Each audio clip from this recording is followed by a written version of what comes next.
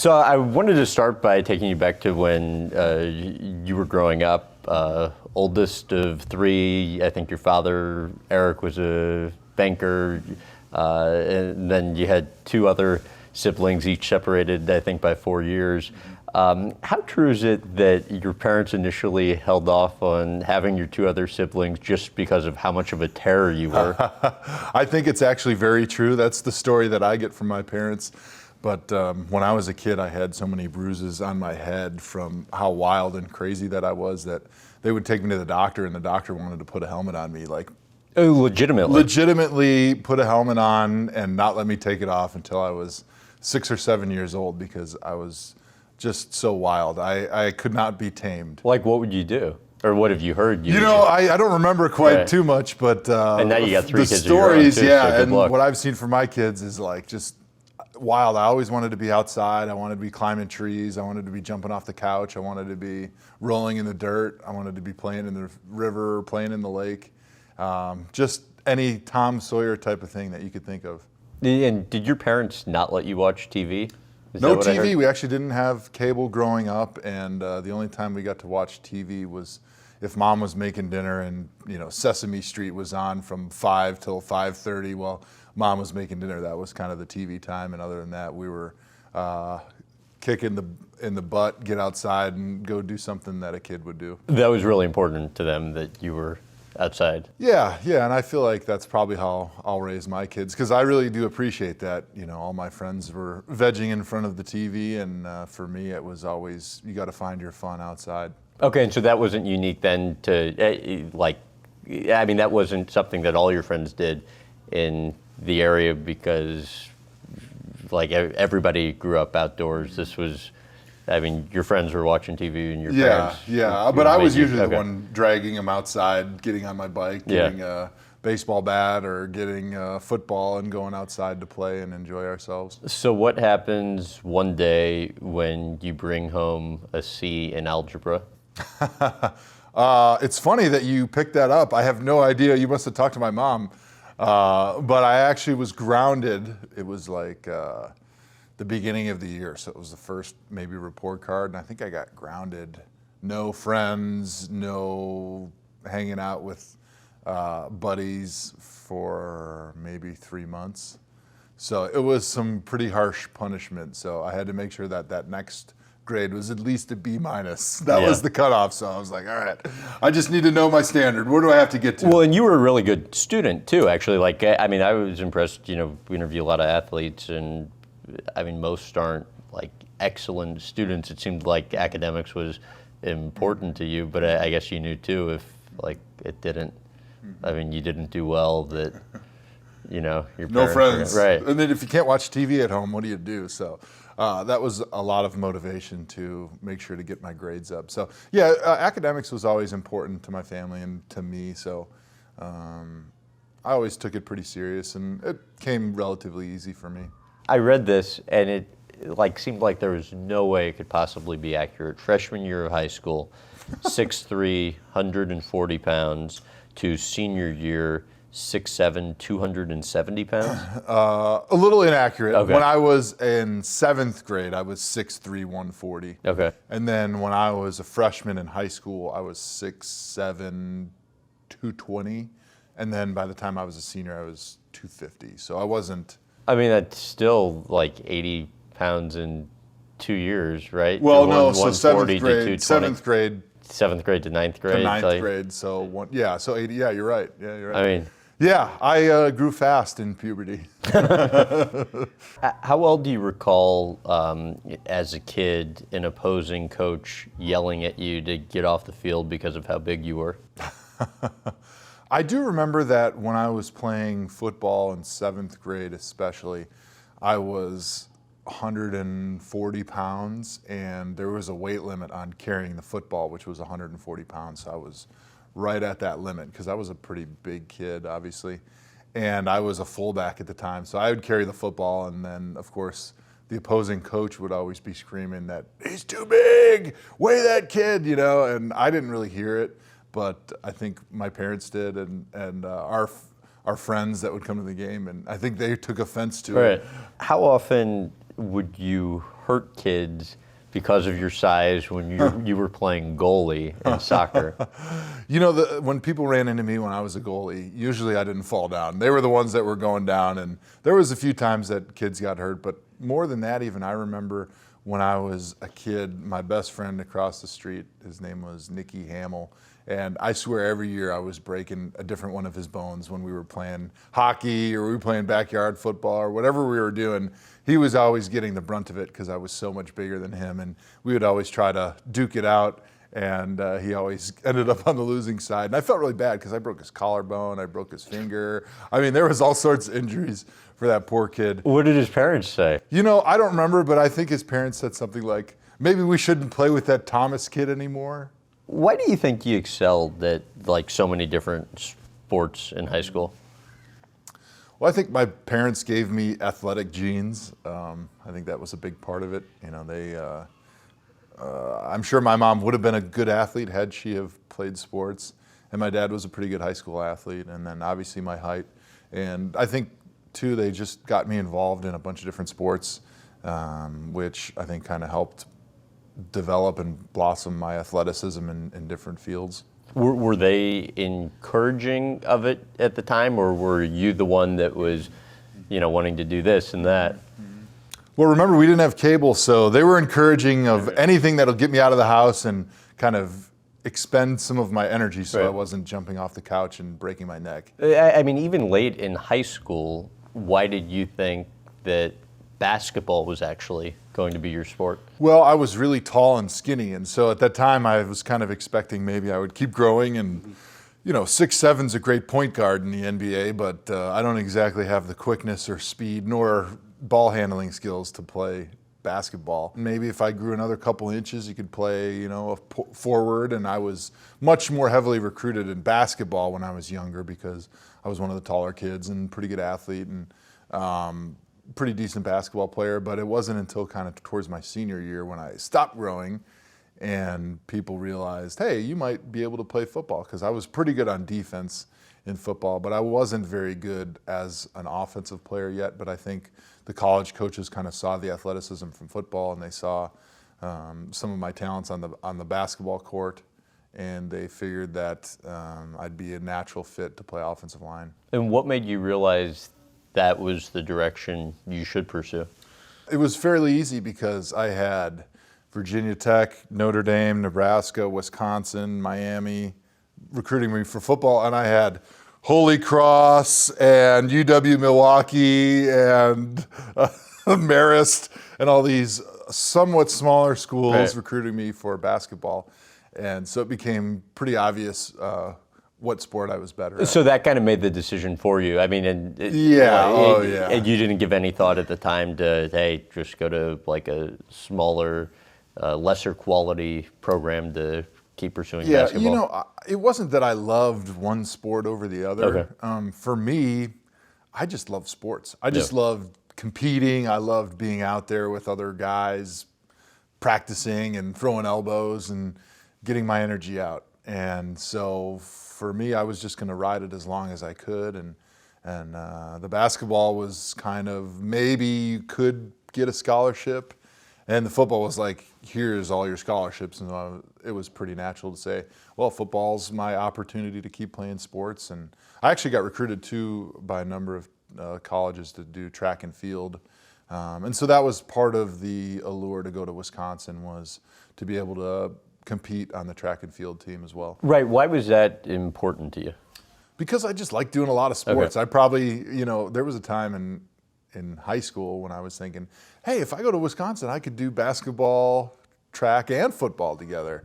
And wouldn't that be fun? But then I think you kind of come to the realization that college football is more like a job than it is high school football. Yeah. And you don't really have time to do all three sports, but track and football really makes sense because football's in the fall and track's in the spring, and you've got plenty of time to do both. How quickly did you realize, though, that you couldn't do all three in college? I think when I was being recruited by Wisconsin, maybe my senior year, there had been a basketball player who did both, and I talking to the coaches, and they were kind of telling me how difficult it was for him. And I just kind of got the realization too that I just wasn't that good at basketball to really be able to keep up with those guys. You know, they could throw me in there and I could get a couple fouls and a few rebounds, but I just didn't have the ability to score with any of those guys or really get on the floor for any significant minutes. So it would have been a huge sacrifice to make to be a bench warmer in basketball. And I just figured that football just makes way more sense, football and track. Married life. I was talking to your wife, Annie, the other day, and she told me something which I just found unbelievable. You actually asked her out in college right in front of her then boyfriend. Which I didn't know at the time, but I did. And he was there. He was there. He wasn't much bigger than you, so it was not an intimidating presence. And he overheard everything, or at least when she came back. I mean, you tell the story. Well, yeah. I mean, we were outside of a restaurant establishment, and I saw her, and I had kind of known who she was because she was an athlete. She was on the basketball team. We share workout spaces in the workout facilities at Wisconsin, and she also actually lived across the street from me. So when we'd be buzzing to class in the morning on our scooters, we'd pass and stuff. And she was pretty darn cute and tall, and she had a lot going on for her. So I was like, okay, all right, I know who you are. And then so it wasn't until you had a little bit of an opportunity in a casual setting to, you know, maybe make a move is when I made the move. And I actually did not know that she had a boyfriend at the time. It was not apparent. He was not nearly as good looking as you, Graham. So, of course, I was unintimidated at the time by his presence. And so, I just took the opportunity to try to get her number and talk to her a little bit. And I think at the time she was just being polite and respectful and was thinking, boy, this jerk tried to get my number and I'll probably, hopefully never have to see him or talk to him again. But she gave you the right number. Apparently, you know, because I tried calling her maybe a few weeks later or a week later or a few days. I don't remember exactly. And no response, though, at that time. Oh, so she told me that it was a really long time before you called. I believe that was false. Okay. I believe what actually happened is I called shortly thereafter a meeting, and she just didn't answer because she was dating or whatever. So she did the appropriate thing and was not returning my phone call. And so at that point, I just kind of gave up on it. I was like, nah, you know, she's not interested or whatever. She's got a boyfriend. And I think things were deteriorating rapidly at the, you know, emotional college girlfriend-boyfriend relationships. And you were pulling at her heart. Yes, of course, the heartstrings. I had her captured. And it wasn't until that summer where she just kind of randomly called me out of the blue, called me back. This was after she had kind of broken things off with the boyfriend. And I got really excited when she called. And, you know, things kind of blossomed from there. And is it true that one of your pickup lines was, "Can I take you out on my canoe"? That was the pickup line. Yes, it was. I said, yeah, hey, I've got this amazing canoe on the water. My apartment that summer had a pier right on the water in Wisconsin on Lake Mendota in Madison. And it was a beautiful spot. And I thought it'd be just a romantic little date we could go on. I'd take her out in the canoe, you know, little paddle around the Capitol. How do you beat that for a first date? But she didn't think it was as awesome as I did. She did not. And we never did it. So. Okay. And then you guys, like, I guess a year into dating, go on a camping trip, and I understand you almost pushed her over the edge in terms of her patience by jumping into the tent full of water and sand. Yeah, so at that point, of course, early on when you're dating somebody, you don't know everything about them. You kind of know what they want you to know about them. And so I had no idea she had this amazing aversion to sand and dirt. And so we were camping on the Wisconsin River, which is this beautiful river that's filled with sandbars. And so we had our tent pitched on a sandbar, and it was a really, really warm summer day. It was in the 90s. And so before bed, I wanted to cool off because we were in a tent that didn't have air conditioning. And so I jumped in the river. Well, the mosquitoes were kind of out at the time. So as soon as I got out of the river, I like sprinted across the sandbar and dove into the tent to get away from the mosquitoes. Well, of course, if you're soaking wet running across a sandy beach, you're going to be covered in sand when you jump into the tent. And so for me, it was no issue. Sand doesn't bother me whatsoever. Very few things bother me, but for her, she was like freaked out that I had brought all this sand into the tent. But of course, when you're first dating somebody, as you know, you got to act cool and calm, like you're not freaking out. And so it wasn't until many, many months later that I realized how upset she was that I just filthed the tent with sand that night. And she was a college basketball player. How competitive is she? Oh, man. It was ugly. She is super competitive to this day. And it's so bad that we really can't even compete in a lot of basic things. Like what? We can't play cards. We can't play board games because she's just so competitive and I'm so competitive that they would always end in a fight. Like what? Give me an example of what's happened before when you've tried. Well, now that we've been together for quite some time, I know all the nice buttons to push to really get her going. And you just get her out of her game, you know? You get in their head a little bit and then you swing the advantage in your favor. So we like to play cribbage, which is kind of an old-time card game. Okay.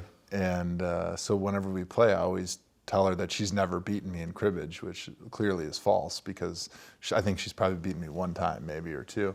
But she would get so upset because she wallops me all the time, but I would never admit that she beats me, and so she would get so upset about it, and she'd be so competitive during the game that she would just finally say, "We're never playing cribbage again," and we'd get in a big fight about it.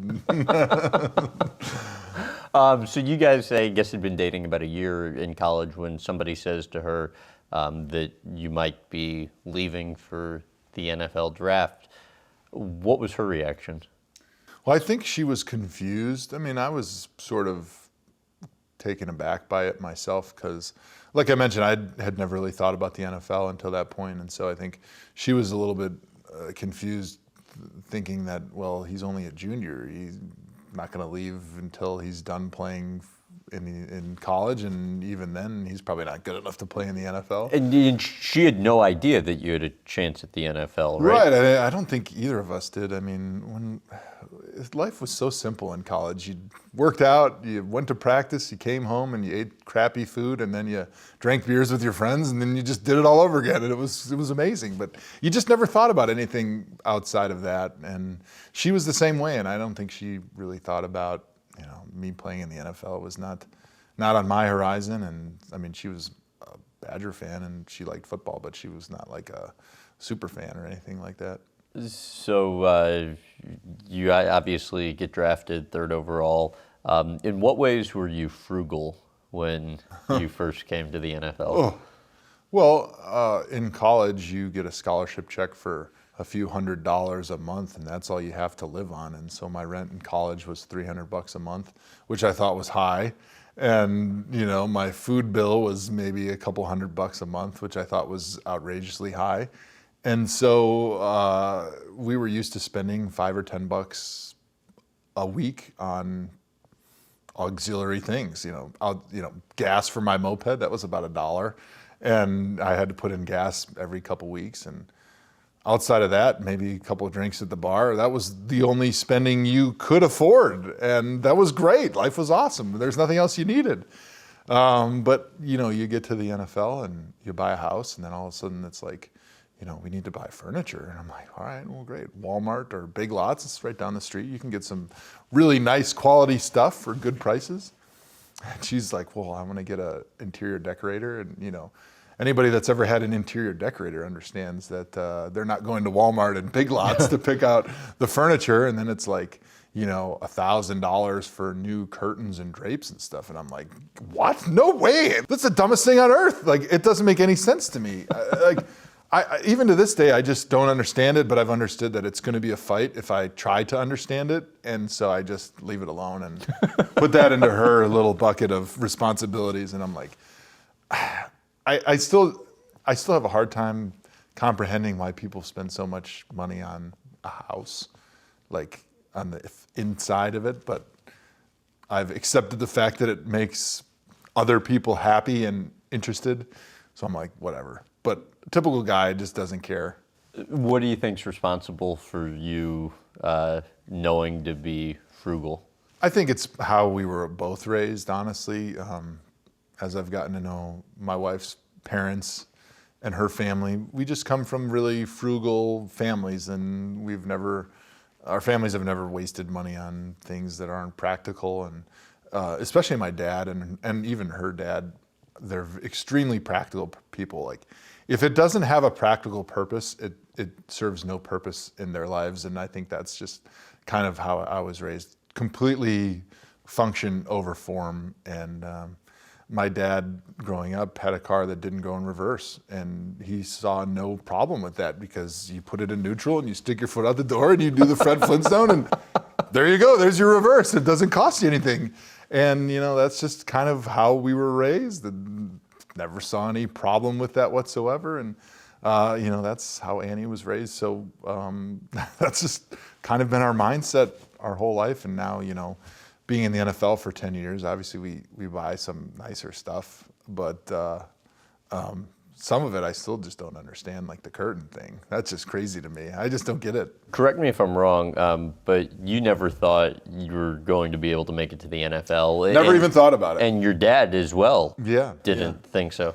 My parents were really good at keeping me grounded and kind of letting me know, keeping your expectations low. Yes, exactly. That was with everything. With Christmas, hey, you're not getting any gifts, and then, hey, if we give you a new pair of socks, you should be very happy. Right. No, I'm just kidding. They were really great and generous, but that was kind of the motto, and that's, I guess, the motto that I kind of carry on with me and my family and my kids. But but if you didn't think you can do it, make it to the NFL, and like your dad didn't think that was necessarily the path, what then gave you the confidence to keep pursuing it?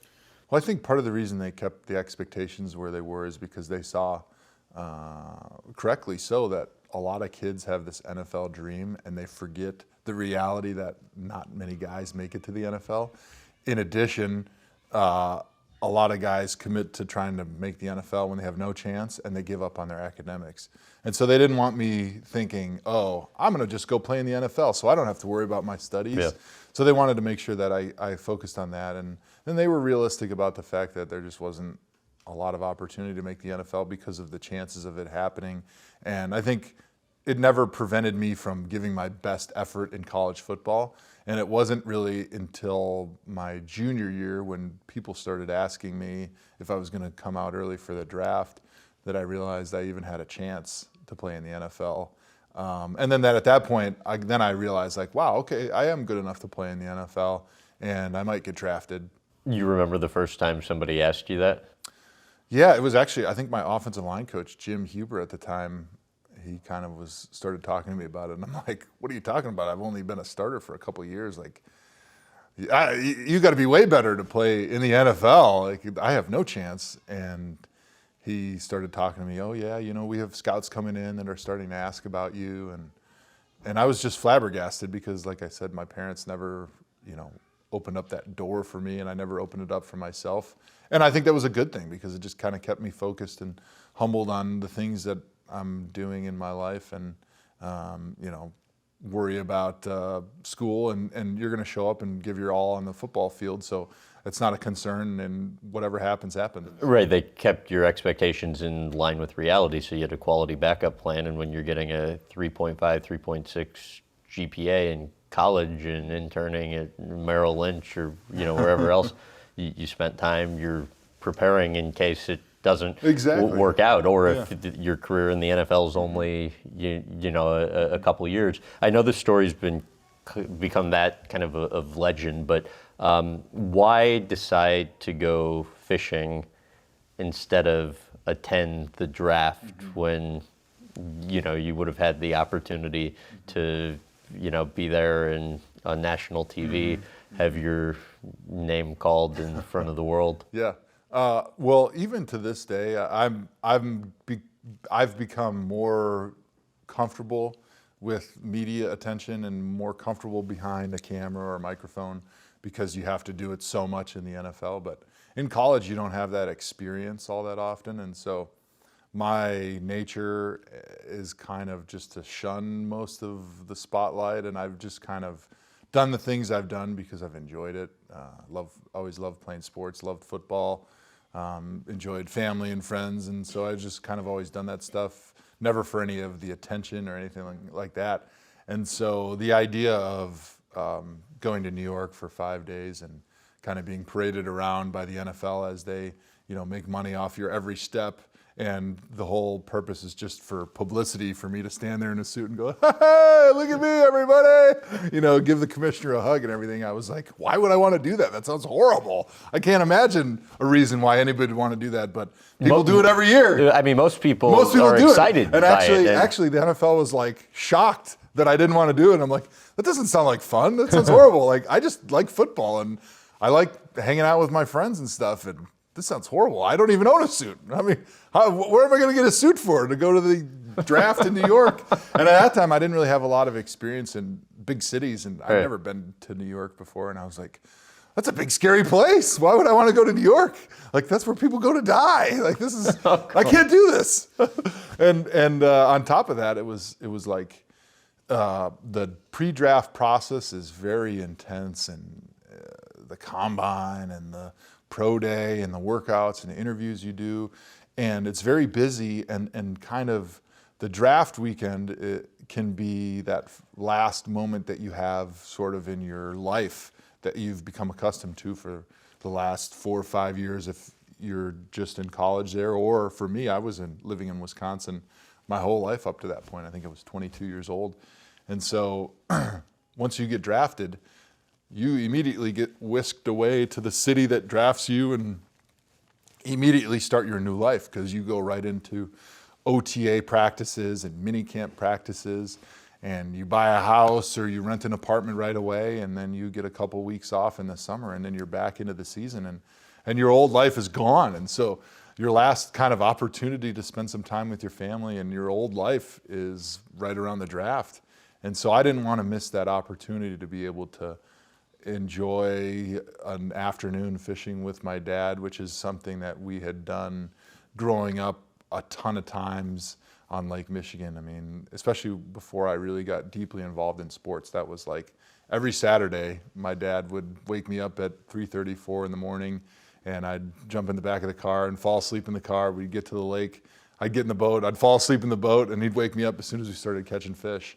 And so the memories that I had doing that, and knowing that life was about to change, I wanted to just really enjoy that with my family. And so it was more a way to kind of shun the spotlight and to shun kind of the attention of the NFL draft. And it was funny that it kind of turned into more of an attention thing than I expected, and then maybe even more than if I would have gone to the draft, because nobody would be talking about me on draft day if I would have gone to the draft. Right. But since I didn't go, it became a story unintentionally.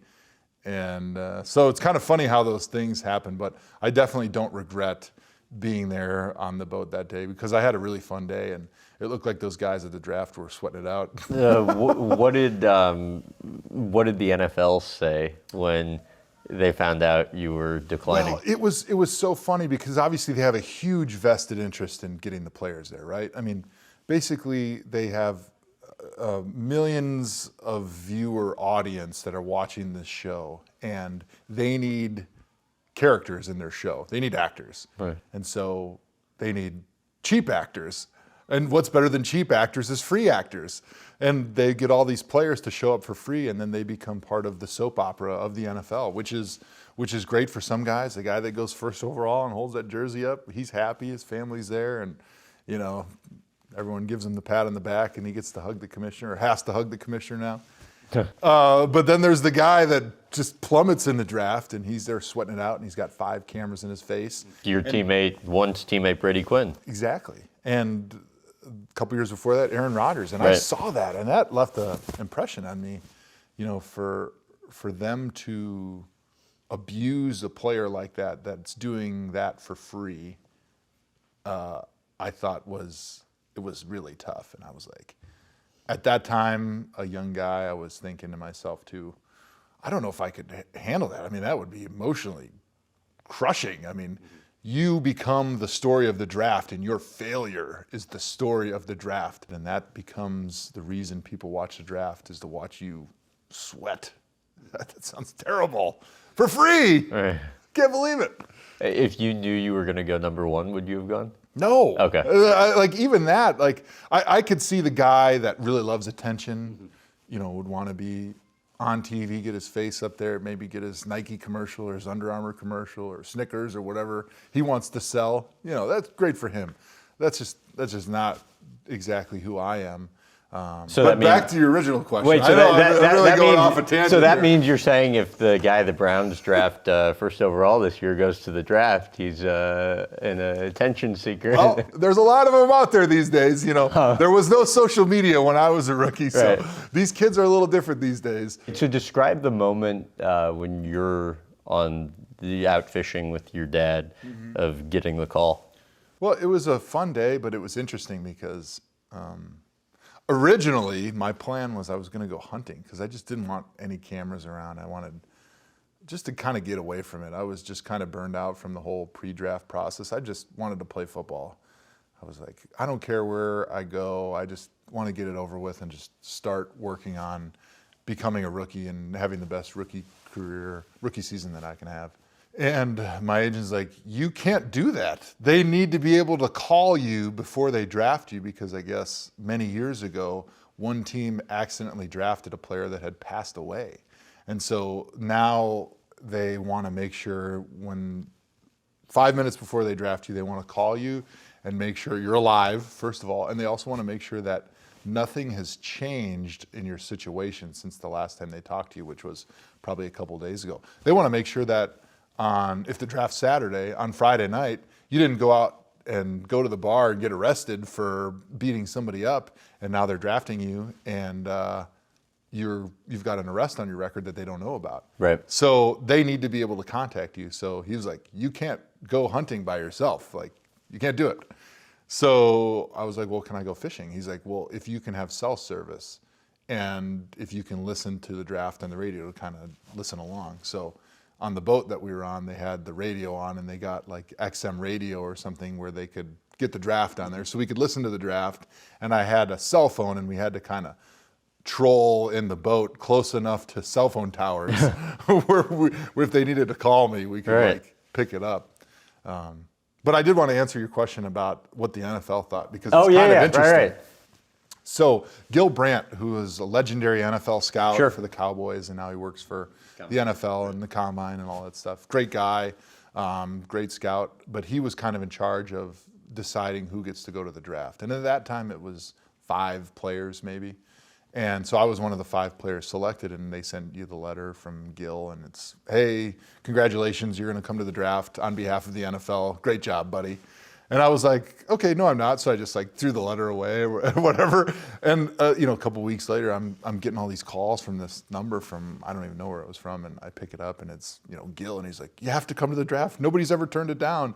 And I kind of tried to give him the explanation. I'm just not somebody that seeks attention or the spotlight. And so it just doesn't appeal to me. And I'm just going to, spend the day with my family, just kind of low key. I don't want to have a big party. I like the party, but I'm not like the guy that wants to have 100 people over watching TV and, woohoo, I got drafted, because to me, the draft was just the entry into the NFL. It wasn't the event that I'd been planning my whole life, which kind of goes back to, I never really thought I was going to be in the NFL. So I never dreamed of being drafted.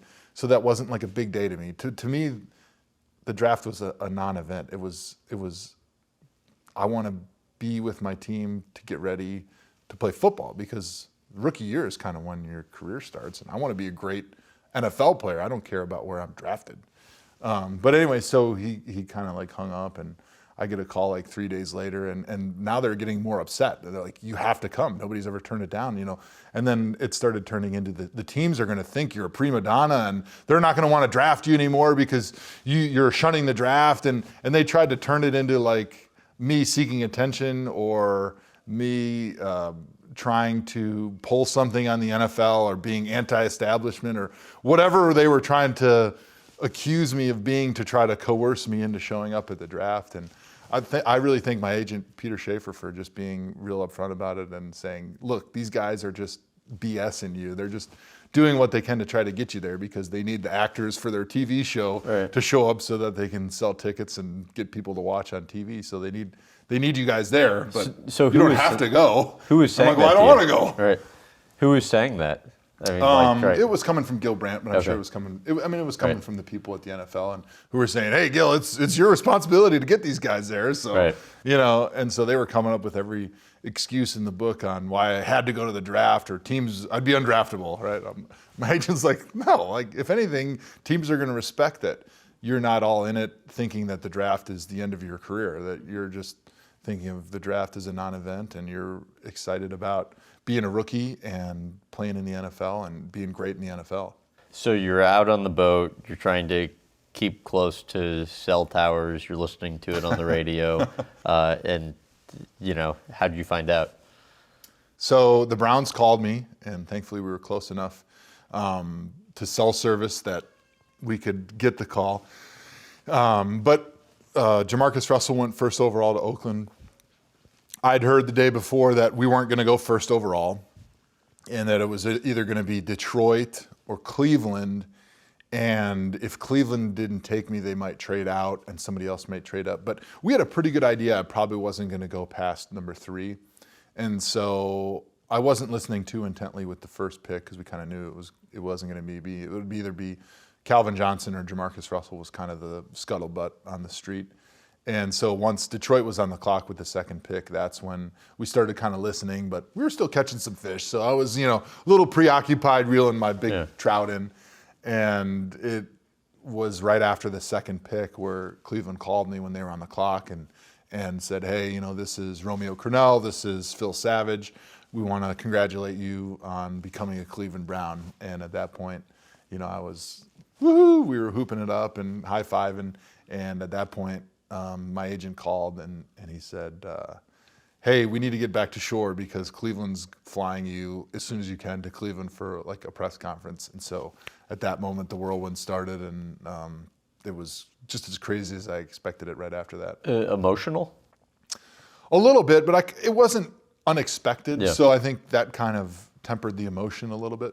What was it like the first time playing at Lambeau Field? It was emotional for me.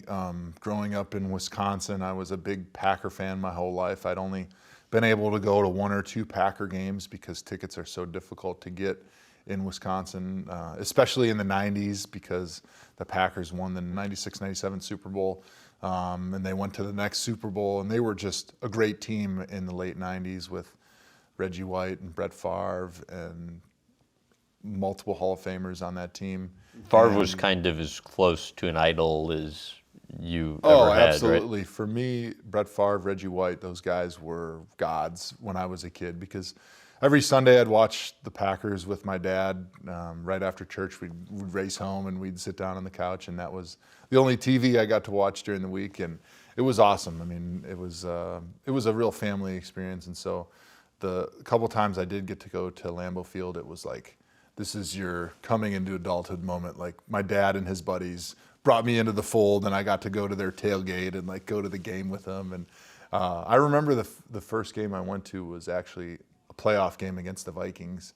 It was the game that Randy Moss scored a touchdown and pulled his pants down or pretended to and like wiped his butt on the goalpost. And we were sitting like way up in the nosebleeds. And I remember leaning over to my dad and saying, hey, Dad, what did he do? Why did he get a penalty? And my dad was like, I'm not sure what happened, son. Even though I'm sure he saw it, he just didn't want to have to explain to his 14-year-old kid what this guy was doing. But it was an amazing experience. So then when I finally got the opportunity as a player to come back to Lambeau and play there, there was just an emotional feeling just walking out of that tunnel, and that was kind of living a childhood dream, because I think anybody that grows up in Wisconsin dreams of playing for the Packers, just like any kid that grows up in northern Ohio dreams of being a Cleveland Brown and walking out of that tunnel at First Energy Stadium. You've been to 10 straight Pro Bowls. What does that mean to you? I think, when it's all said and done, it'll be special. And it's special to me to have double-digit Pro Bowls because it's something so few people have done. And I think it's almost the most special to me to be able to be in the same breath with some of the legends that have played in Cleveland that have achieved those similar number of Pro Bowls. And the two guys that come to mind are Jim Brown and Lou Groza, which are two of the greatest names in football history and probably will live on for another 100 years as some of the greatest names of football history. And so to have my name in that category just because of the Pro Bowl selections, it's special. And I think, when I'm done and retired in 10 or 15 years, you'll look back on that and think about that accomplishment. How many consecutive snaps have you played? That's a good question. Actually, I don't know the exact number because it's not an official stat. It's almost like a tackle stat. For people that follow football closely, they understand that tackles are stats that are kept by the teams. So it's not like a sack or a catch or anything like that. It's not an NFL stat. So nobody really has a good exact number. The Browns tried to tabulate it this year, and so they thought it was somewhere right around 10,000. Right. But it's not an official stat that we have tabulated. And to give that context, that's every single snap that you could have played for 10 years. Right, exactly. So on average, you play about 1,000 snaps in a season. Roughly 68 to 72 per game, and then over a 16-game season, it roughly comes out to right around 1,000. So throughout my career, every season has been about 1,000 snaps. And what does it mean to you to have never missed one? To me, that's kind of special because I think I've kind of prided myself on durability and toughness throughout my career, even going back to college and high school. And so I think that statistic is kind of a sense of pride for me. Give me the step-by-step when your first-year head coach sends a backup into a game to pull you out.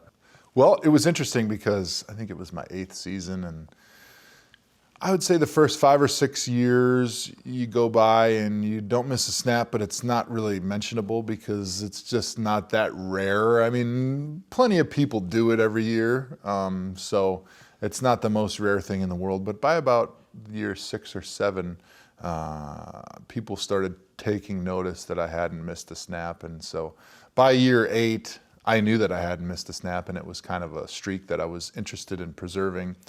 And rightfully so. Rightfully so. I mean, there's no reason to just leave a game unless you have to at that point. And we were playing the Steelers, and we started the season really, really hot. And it was one of the first games in my career where we were actually blowing the opponent out. Usually we're the ones getting blown out. So it was a nice change of pace. And my coach started subbing some of the better players on the team out because he didn't want them to get hurt at the end of a blowout game. And, of course, I'm out there and I see the backup left tackle running onto the field at a timeout. I'm looking over there, I'm like, who got hurt? Like, what's going on? And he comes over and stands next to me and says, "Hey, Joe, I got you." And I'm like, "You don't got me?" I'm like, "Get the out of here." And he's like, and that poor guy, he's just following orders. And he's like, I don't know what to do. And so he's asking everybody on the line, "Hey, can I get you? Can I get you?" And everyone's like, no, get out of here, get out of here. So of course he had to turn around and sprint his little butt back to the sideline. And the coach is like, "What's going on?" And I don't think it was till after the game that the coach realized that, I had a streak that I didn't want to destroy just because we were winning a game. And so I'm glad I did that, but I could also see myself just following instructions and turning around and running off the field without even thinking about it. And that would have been devastating. It probably would have in hindsight, especially now knowing that I made it 10 years without missing a snap. What did the coach say to you the first time you interacted? It was funny. After, I think somebody on the sideline may have told him, right towards the end of the game. And so by the time the game was over, he came up to me and just said, "Hey, Joe, I'm so sorry. I didn't know you had a streak going. We were just trying to get you out of there because our center actually had gotten hurt in the game already." And he said, "We're winning the game. I don't want anybody to get hurt unnecessarily." You're obviously so statistically accomplished and the best at your position and will go down as one of the all-time NFL greats. Explain the difference, though, in notoriety you would receive if you were statistically as accomplished as a quarterback. It would be a little bit different. I'm happy that I'm not, because I do like flying under the radar a little bit. But certainly as a quarterback, you wonder, if I was as gifted at quarterback as I am as a left tackle, you probably wouldn't be walking through the grocery store the way I do now, kind of unnoticed. So certainly there would be some benefits, but I do enjoy some ambiguity a little bit. To what extent at times does it ever bother you that maybe you don't get the mainstream recognition that you've rightly earned or deserved based on your success? I think as a lineman, you've kind of been groomed to have a little chip on your shoulder and kind of appreciate working through the dirty, hard times and not getting any credit for it. There's a saying that offensive line are mushrooms, and it's considered a mushroom society because everyone wants to throw us in a dark room and throw shit on us every day, and then they expect us to bloom into something that's delicious. And that's kind of how they treat the linemen. They, shove you in the corner of the practice field. You get your little 5-yard by 5-yard square, and they throw a couple toys at you, and you just push the sleds around all day. Meanwhile, the skill guys are out in the field taking up half of the field, running their routes and getting all the cameras in their faces. They're making the over-the-shoulder catches. And when things go great, the quarterback's the first guy that gets the pat on the back, and the receiver gets the hug, and the defensive end that made the game-winning sack gets lifted up and carried off the field. And nobody remembers the O-line until you're the one that's giving up the sack that loses the game, and then you're the GOAT, and you're the reason that we lost, and we need to get you out of here. And so I think the business that we're in, we have to kind of accept that, and that we have to almost embrace sort of that mushroom society. And so I think I feel like I'm definitely one of the guys that has done that. Yeah, I mean, they don't pay attention to you until, you almost force them to pay attention to you. So, how have you seen that start to change as you're only having more and more success, becoming more and more accomplished? It's been interesting, to say the least, because like you said, as a lineman, you only get noticed when you do something bad typically. And so as the Pro Bowls kind of have stacked up and the accolades have kind of come in from that perspective, it does come with some attention, and it is difficult at times handling it. But I think I try to have fun with it sometimes as well, and try to enjoy some aspects of it. So that has been kind of fun. What do you find difficult about it? Just the attention when you're, just want to hang out with your family, or when you're,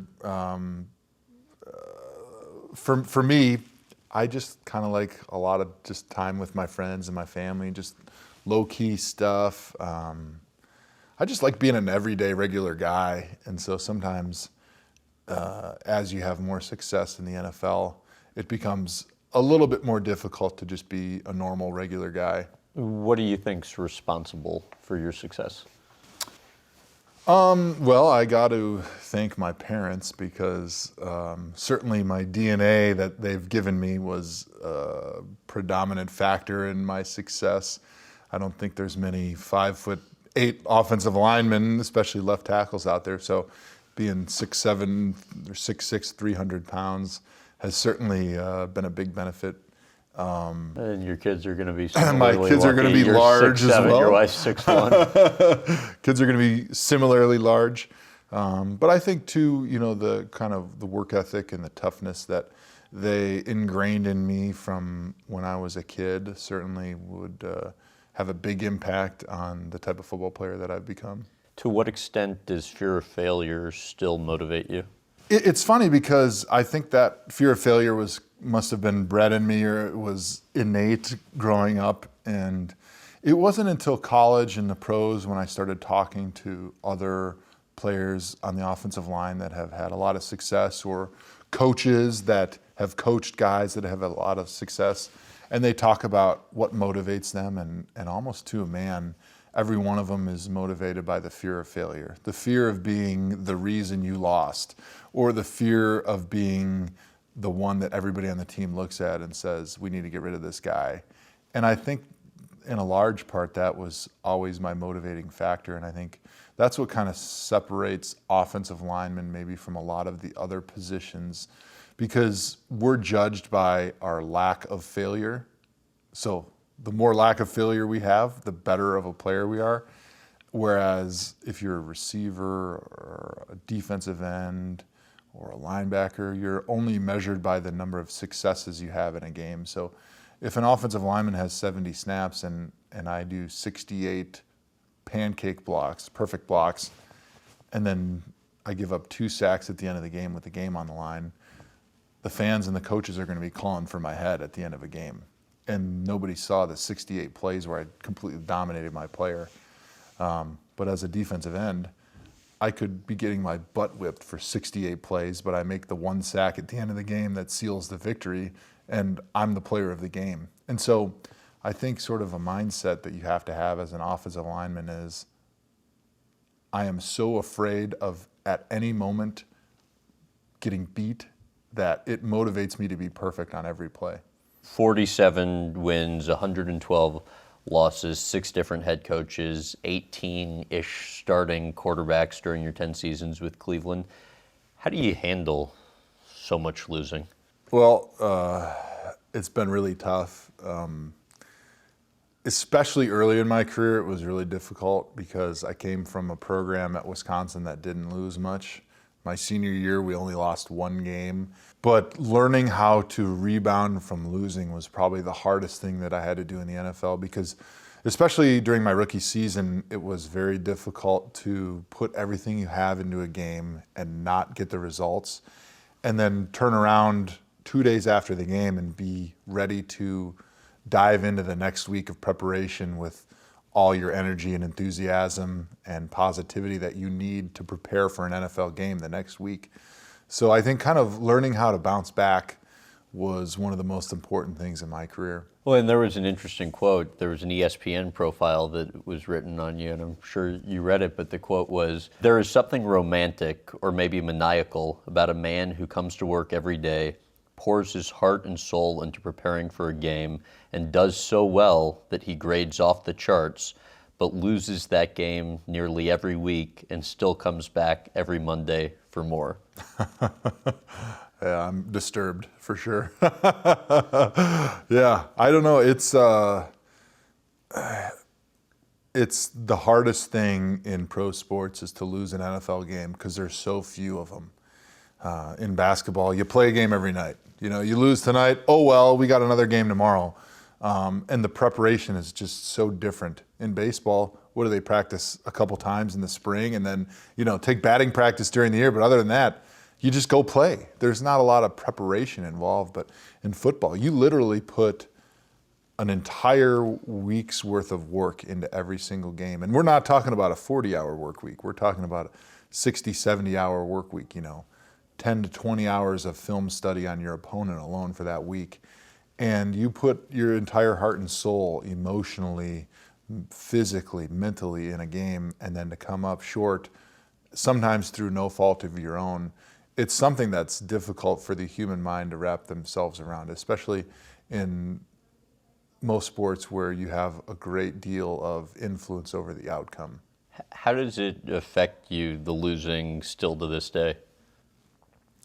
Well, I think it's really hard Monday, and it's really hard on Tuesday, but I think I've programmed myself enough where each week is like its own year in my life. And so a loss on the first week won't affect my second week of play because I kind of have a 2-day rule. So Monday you feel horrible, Tuesday you feel horrible, but by the time I wake up on Wednesday morning, I've programmed and demanded on myself that I have forgotten about what happened the week before. I've taken the lessons away that I need to take, but now I'm completely focused on the next week. To what extent, even if not for you, do you think mediocrity almost has become normal or acceptable to some? Well, I think it's easy for some people to just accept their situation, and it's important in the NFL to constantly be striving for improvement, no matter who you are, no matter if you're Tom Brady or if you're the last person on the roster. I think it's important to understand that if you're not improving, you're getting worse every season. That's just the way the NFL is. Nobody stays the same. So if you don't think you're improving, you're probably the one that's getting worse. So I think even going into year 11 for me, I feel like I've got this list of things that I want to improve on, and I'm going to work all off season and all during the season and try to get better at those things. If it got to a point in Cleveland where you knew you just couldn't win and you had the opportunity to play for a team that you knew had a legitimate shot at making it to the Super Bowl, how much consideration would you give that? I guess each opportunity is kind of its own entity that you would have to consider, but I don't know if the NFL is as black and white as fans sometimes think it is. A lot of times fans think like, oh, the Browns, you'll never win, and oh, the Packers or the Patriots or whoever, oh, they'll definitely go to the Super Bowl every year. But the predictability of the NFL just isn't there to me, and I guess maybe it's the eternal optimist in me, but I start every Cleveland Browns season thinking, we got a pretty good chance. Like, this really could be our year to turn it around. And to me, it would just mean so much more to be part of building a champion, not just riding the coattails of a champion. And you see a lot of guys that flash Super Bowl rings and a lot of guys that didn't play it down the whole season. They got a Super Bowl ring, Are they proud of that? I don't know. There wasn't a lot of work. I mean, there was some work that went into it, but I'm a firm believer in unless you have to give something up, what you get doesn't really mean anything. So unless you're the one that's on the field building the champion from the beginning, I don't know that that championship really has the meaning that it should. And to me, if I want to win a Super Bowl, I want to be a major part of the team that was built from the ground up, and I was a big piece of that puzzle. I was a big building block of that championship. You almost got traded to Denver, or at least there were serious talks. How did you feel about the Browns engaging in those talks? Doesn't bother me one bit. I'm old enough in the NFL to understand that this is a business. We are poker chips in the game of the NFL. Yeah, but at the same time, here you are, now 10-year vet, Pro Bowl every year, played every snap, doing everything you can to make the team as successful as possible. You haven't, asked for a trade. You've been the consummate professional, and that doesn't bother you at all? It doesn't, because I understand that the decisions made by people running the team have emotion completely detached from it. There is no such thing as, well, he's been a great asset for our organization. He's great with the fans, so we'll keep him around. It doesn't happen. It is a fiction. It's something that fans sometimes think happens, but as soon as you cannot produce for a team, you're gone. And so as soon as they can get something out of you that maybe is more than they think your value is to the team, they're going to trade you. Just because you were there for a long time or have done a lot of good things for the team. Unfortunately, that's just not the way this business model works, and I'm okay with that. So I understand that as an asset for the Browns or a commodity, if they feel that my value being traded is greater than the value I bring to this team, they're going to trade me. And that's their fiduciary responsibility to the owner that pays them every single week. And so by engaging in trade talks, doesn't bother me one bit, because I know that it doesn't matter who you are. I guarantee Bill Belichick has thought about trading Tom Brady because he thinks he might be able to get a king's ransom.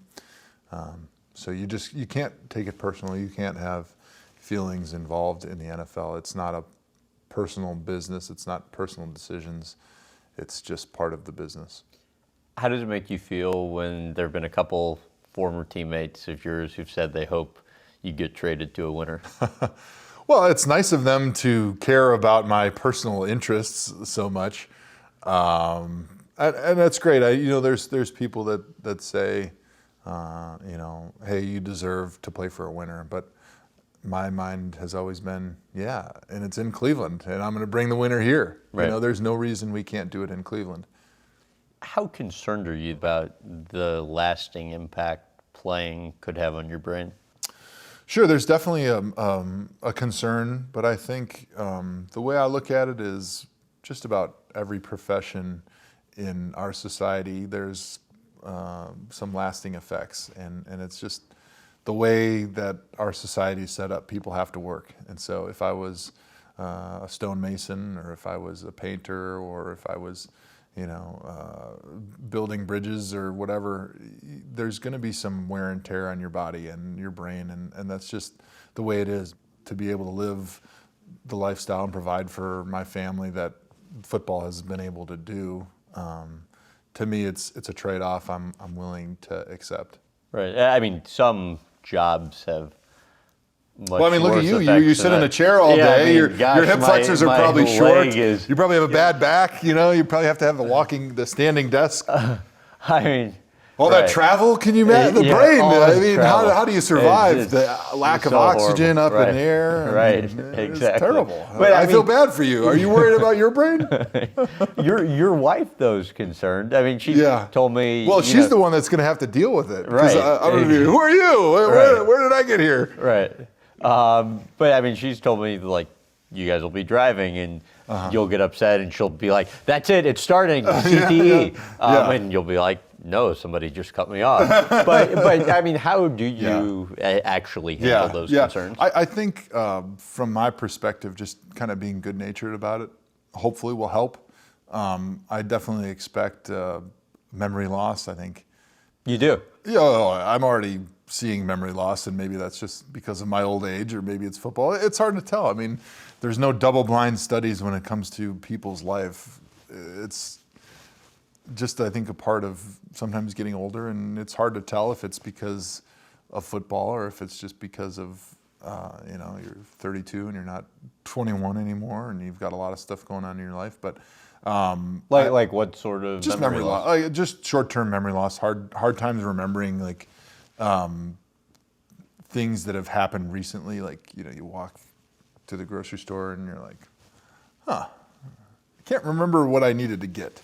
Just little stuff like that. And I think if you let it really bug you, I think it can make you depressed and feel sad, like, wow, I don't have the memory I used to have. But I try to be relatively good-natured about it at this point. But does it bother you a little bit, like not entirely sure? Yeah, maybe a little bit like, is this because of the football? Is that why I'm having a hard time remembering some of this stuff? Or is it just because, as people get a little bit older, they have a harder time remembering things? And now, I'm not trying to make light of guys that have really significant memory loss and dementia. Those are very, of course, serious things, and hopefully I'm not going to be there down the line. But I think I tell Annie, I'm like, well, if I forget who you are, just don't be mad about it. That doesn't mean I don't love you anymore. Just remind me, just tell me what's going on, and I'm okay with that.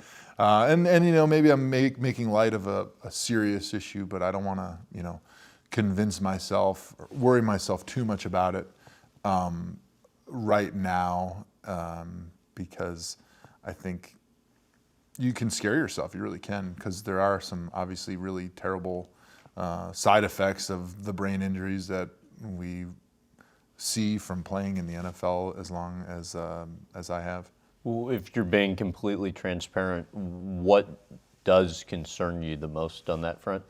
Well, I think when you look at some of the really serious side effects and diseases that have come from the brain injuries that you receive playing football. You look at guys with significant Alzheimer's and dementia and the mood swings and the suicides that unfortunately NFL players have been faced with, and depression, Lou Gehrig's disease. These are all things that have kind of been linked to the brain damage from football, and those are obviously extremely scary and frightening things. But I think from my perspective, I can't do anything about it. This was the profession that I have already chosen, and most of the damage has probably been done already. And so what are the things that I can do to try to minimize my chances of having those negative effects down the line, and then do everything I possibly can, and then I just can't worry about it. I just have to accept it. But I do hope that medicine continues to improve, and so in 10 years, maybe they'll be able to fix my body better than they did for the poor guys that are crippled up from playing in the NFL in the 60s and the 70s. Explain why you don't really feel good after a Sunday game now until the following Saturday. Yeah, well, when you're in your 30s, things become more difficult when you exercise. And then when you're playing NFL football, where you have 300-pound men that run 4 740s, creating a lot of energy, smashing into you 70 times in a day, you tend to get a little sore all over your body for several days. And when you're a younger man and you've got more hormones in your body, you recover much quicker and you feel much better after a game. You don't have to warm up as much. But as you get older, it just takes longer to feel better again. And how drastic a change has that been for you in terms of the recovery process from when you entered the league versus now? When you're a rookie, you start feeling better after a day, maybe. By Tuesday, you feel pretty good. But you're 22 years old, so every 22-year-old bounces back a lot quicker. When you're 32, the bounce back just takes a lot longer. And it was a gradual thing, and I think it's pretty universal for most people that play in the NFL. They come in and they feel like they're invincible, and then every year they just kind of feel like it takes a little bit more out of them every single game. How much do you practice now the last month of the season? As little as possible. I try to take the beating off of my body as much as possible towards the end of the season, because like you said, those hits do add up, and it's so much worse as you get older. And it's better to save whatever hits you have left in your body for game day towards the end of the season. And tell what your Ferris Bueller's day is. Well, the guys like to tease me a lot because I'll take one practice day and I don't practice during the week on one day. And so I'll usually do my own workout and won't be on the field with the team. And so the guys like to tease me, especially the really super old media guys that played, that like to tease me about it because they never got a day off. So they call it the Ferris Bueller day off. When do you want to play till? That's a great question. I always say that I want to play as long as I'm healthy, enjoying it, and playing well, and somebody still wants me. Yeah, I mean, I know I keep referencing your wife. I think if her decision, you probably would have retired a couple of years back. Yeah. And she certainly doesn't seem to want you playing past your current contract. Mm-hmm. What do you think of that? I don't think about it too much. Oh, come on. I know you guys have had to have those conversations. Well, I think she's really respectful, and she understands that this has kind of been my career and this has been my life, really. Mm-hmm. When you play in the NFL, you commit your life to the game. And so she's respectful in the fact that she knows that I will understand the right time to give it up and I won't play longer than I should. And so she's kind of left that up to me on how long I want to play. Could you see playing past your current contract? I could. I think it all kind of depends on my health and my quality of play. If you're healthy, if you're still playing at a top level, would you like to keep going? I don't see why I wouldn't. The NFL is a weird thing because it becomes part of who you are and you become an NFL player, whereas when you're a younger player in college or even early in the NFL, you're just like a person that happens to be an NFL player, but the longer you've committed your life to it, that becomes who you are. And I think that happens with any profession. But really the level of commitment you have to be at the top of your game in football, you really have to be married to the game. You have to commit every aspect of every part of your life to being great at football. And after you've done that for a long time, it becomes who you are. And it's almost like when that's gone, it's almost like that part of you has died. And so it's really hard to give it up. And how much of the desire to continue along those lines is also because you aren't sure really what else you would do at this point? I think that's a big part of it for a lot of guys too. I mean, I don't really know what I want to do when I'm done playing, and a lot of guys have that fear because if you retire from football after a super long career, you're still only like 35. Right. Or 30 or even 40, which is the oldest guys in the NFL, and you still have a whole life to live, and so you almost have to reinvent yourself. And so I think for a lot of guys that's kind of scary because what are you going to do? You can go into coaching, but okay, there's a few guys that might want to go into coaching, but if you're not going to go into coaching, what are you going to do? You've trained yourself your entire life to be a football player. You have completely put the rest of your life on hold. So what are you going to do? You're just going to roll out of bed and now you're going to be a banker? Or you're going to be an accountant? Right. Like, you're going to start where kids are that are 21, 20 years old coming out of college right now, and you're 40 years old. So it's a very difficult transition. Right. I mean, except for the fact that, I mean, especially in your case and other successful players, if you manage your money right, you know, there's not the pressure to immediately find another job, and you have the resources to set yourself up in whatever the next chapter is well. Yeah. You know, you majored, I know, in business in college with an emphasis in real estate, urban land economics. So, you know, and academics obviously always important to you. So, I mean, where's your head at in terms of what you'd like to do post-playing? Trying to keep all my options open because I don't really know what I want to do, and You're starting to think about it some, though. You think about like things that you enjoy and you could see yourself doing, but undoubtedly every player that I've talked to that has retired says you can't do nothing, which sounds so simple, but most guys that have made enough money that they don't have to work for the financial side of it, they think, well, I'm just going to, do whatever I want. But it's such an empty feeling. This is from those guys that they feel like they have to have purpose in their life. When you're 21 or 22 or 23 and you start playing football, all you can think about is, wow, I can't wait till I have all this money and then I can just do whatever I want. But then you're 32 or 33 or 35 or 40 and you're saying, well, my whole life has been so structured and every day the purpose was I'm trying to become a champion.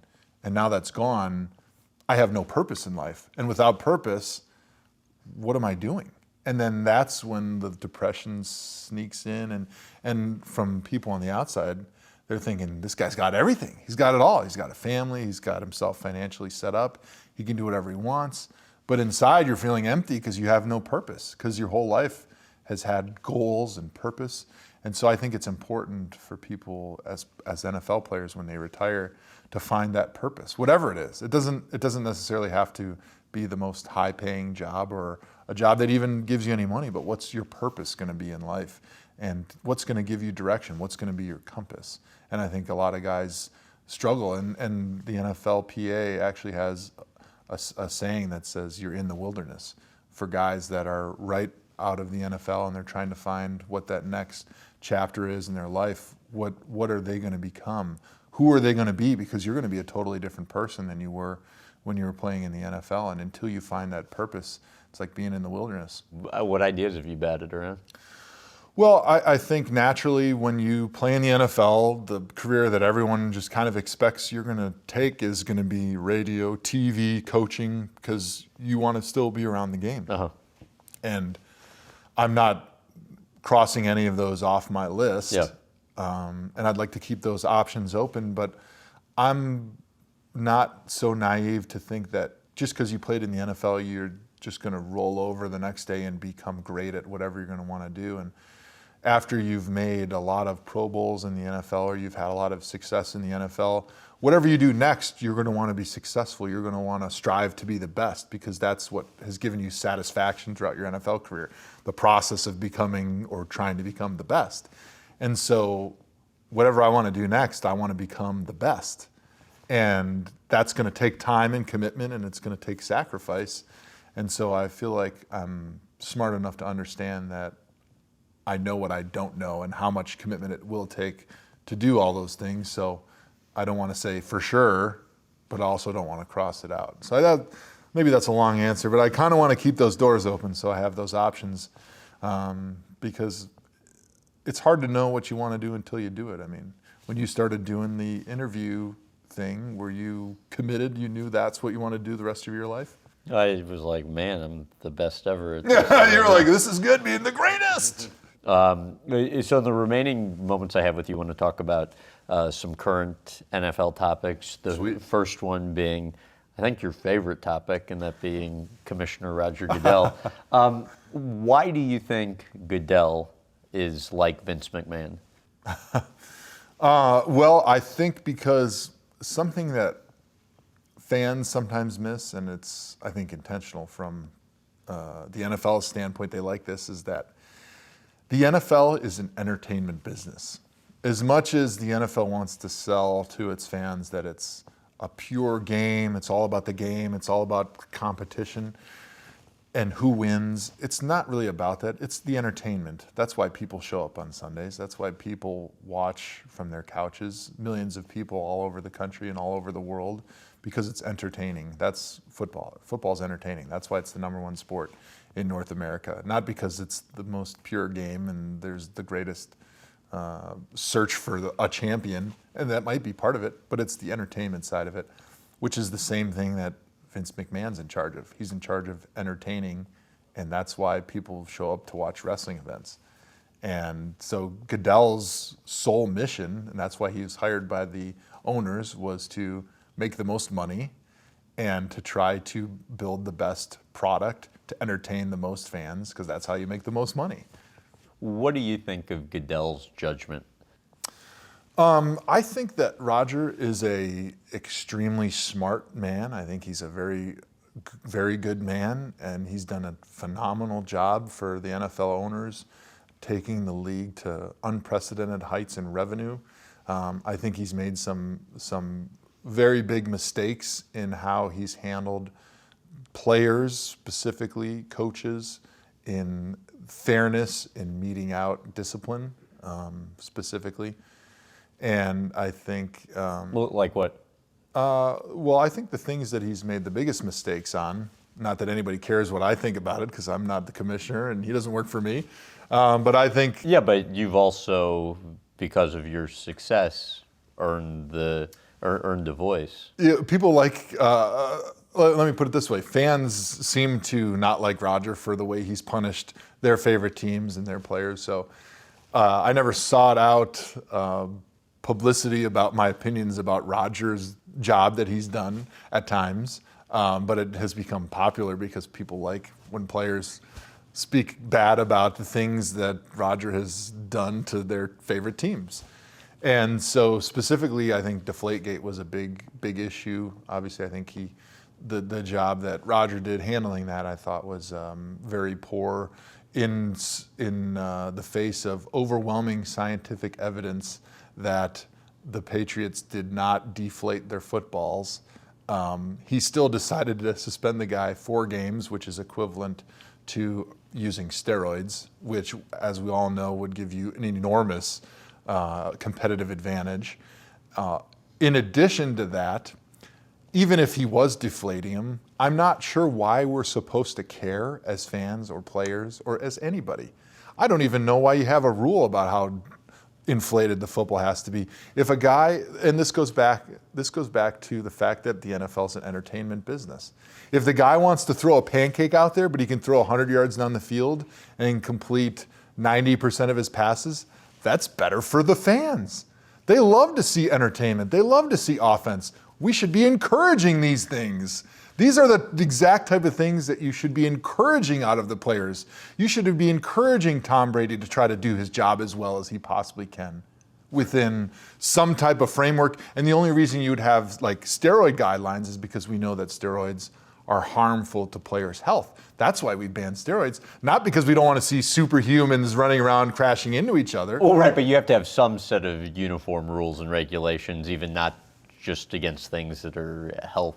But if it's equal, why would you have the rule? That's my question. So as long as everybody's allowed to deflate their footballs, why should we care? If it's better for the game, if it's more offense and it's more entertaining, we should be encouraging these guys to do it. So as long as it doesn't give you an unfair advantage, which in my opinion and the opinion of most people, it's more of a comfort thing. It would be, to me, the way I saw the deflated football thing was more like, I get to wear a pair of broken-in shoes because I like these shoes. They're more comfortable to me. And for Tom Brady, maybe he liked the football that was a little softer so he could grip it a little bit better. I don't know why anybody should care. You think Goodell should still be commissioner? You know, that's not my decision, and I think that... I mean, if it was your decision. If it was my decision, if I was a player or if I was an owner. How about both? All right. So if I was an owner, I would love Roger Goodell because he has taken every single bullet from the NFL that's come their way. He's been compensated handsomely for it. He's made him an incredible amount of money and revenue. He was able to leverage the players and win some significant concessions from the players in the last bargaining agreement. So if I'm an owner, I'm thinking Roger Goodell is our guy. He is awesome. If I'm a player, I would ask him to maybe change some things. I think that he could do a good job. So if you were a player, would you keep him? No, if I was a player, I wouldn't. I would put somebody in charge. But this is a player standpoint, so right, it's sure. kind of silly because if the players were running the league, it'd be silly. But if I was a player, certainly I think the mistakes he's made with his discipline in Deflategate, his discipline in the Ray Rice situation where he disciplined him, and then when the PR was bad on the NFL, they went back and they threw the book at him, and then now he's not in the league. You look at the Saints bounty gate. I played with Scott Fujita, who was kind of wrapped up in that thing, which I thought was handled poorly on Rodgers' behalf. I thought that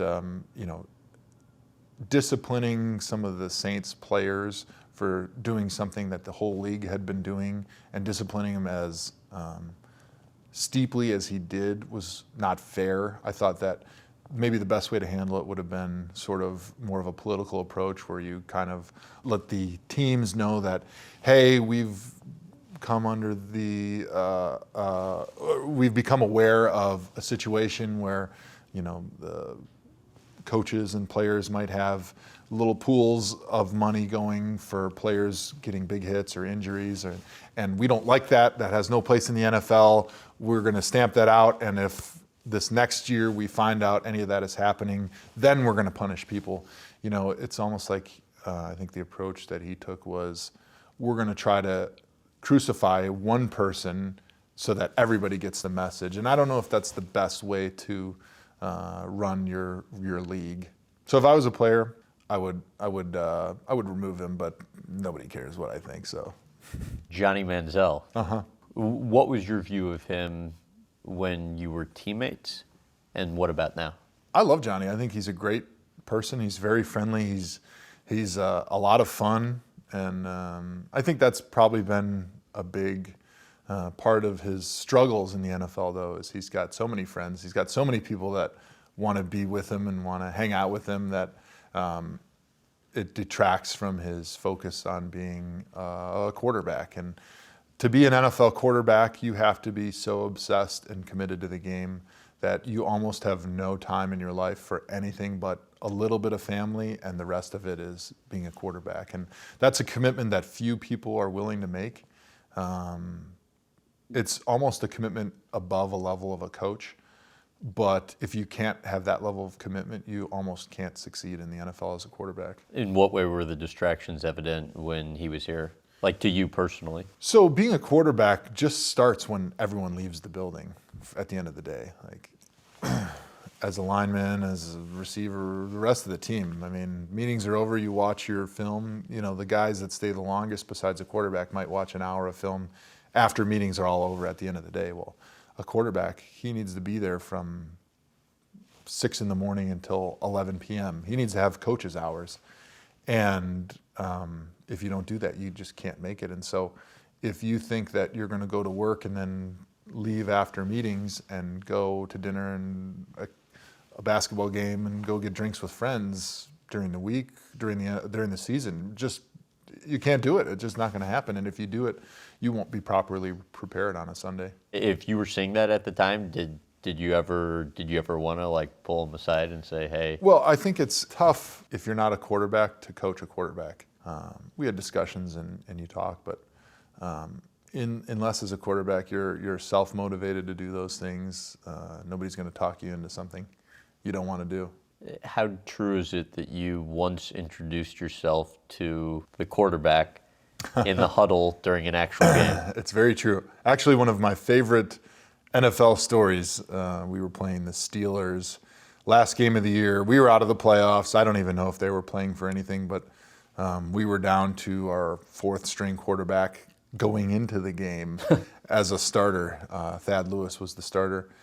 And we signed a guy off the street a couple days before the game to be the backup because we had nobody left. And in the game, lo and behold, Thad Lewis gets hurt. And they bring this guy in that's only been there for a couple days to be the quarterback in the huddle. And he gets into the huddle during a timeout, and I thought it was a perfect time to introduce myself since I'd never met him before. So I just reached out my hand and said, I'm Joe Thomas, I'm your left tackle, nice to meet you. And he said, hey, I'm Josh Johnson, it's great to be here. And then he proceeded, I think, get sacked on the next play. Explain the difficulty involved with so many quarterback changes as it pertains to your position.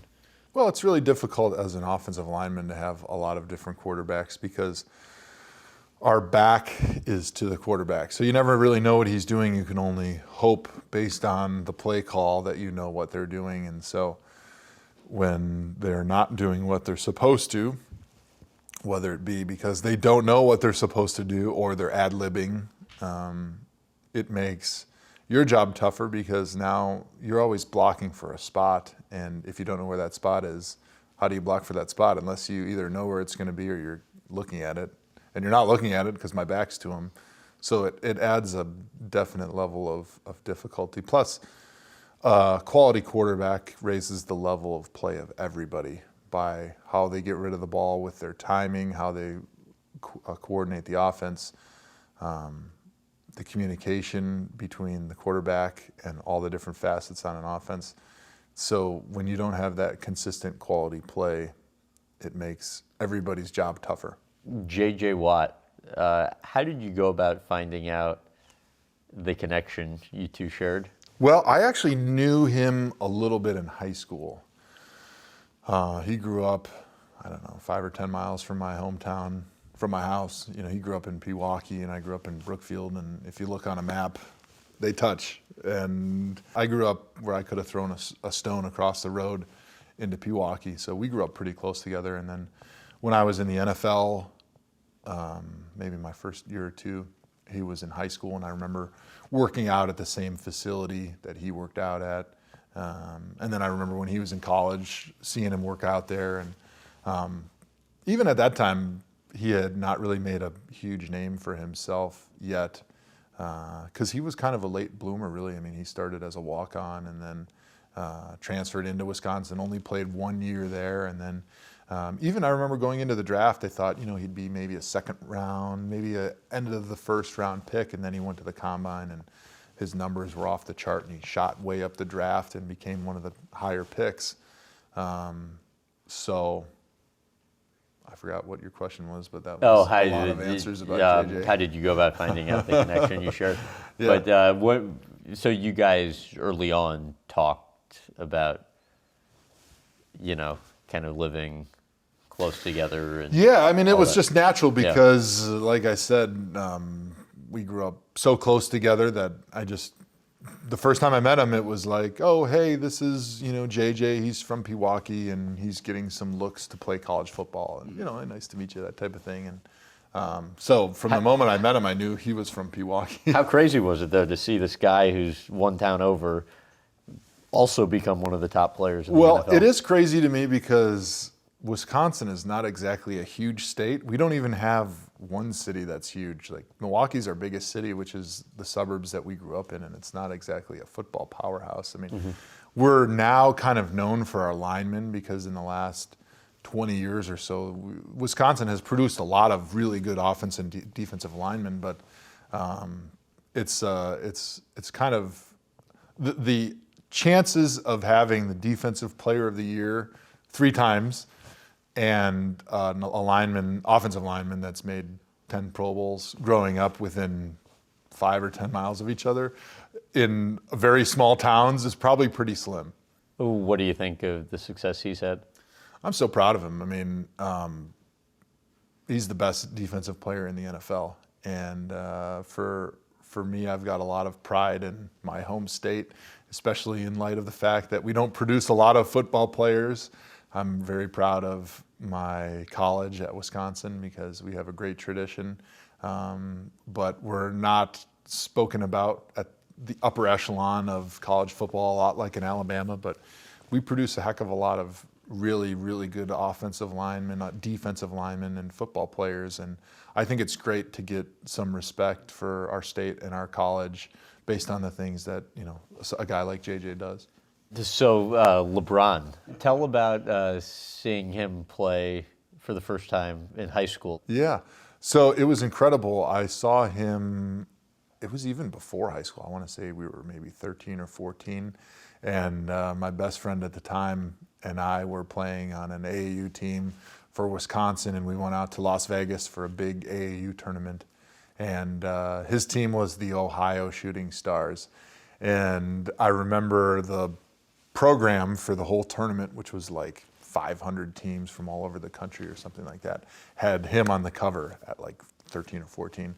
And even back then, everyone was saying he's going to go to the NBA right from high school and he's going to be this phenom. And so his games had like 1,000 people at it. And usually an AAU game has your family and a couple friends and maybe like one guy that fell asleep in the bleachers or something like that.